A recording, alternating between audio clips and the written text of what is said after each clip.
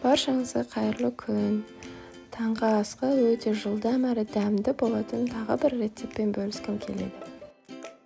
Ең алдымен суға тұзды қосып, қарапайым қамыр илеп аламыз. Қамырымызды осындай кішігірім бөліктерге бөліп, шұқалап жайып шығамыз.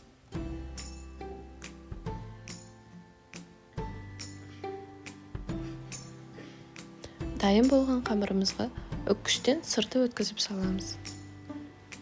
Артынша көк пияз саламыз. Видеода көрсетілгендей етіп қамырды беттестіріп, жан-жағын жақсылап бекітіп аламыз.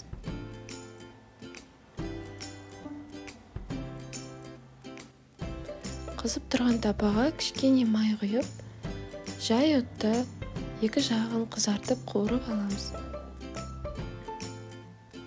Өте дәмді әрі тез дайын болатын таңғы ас.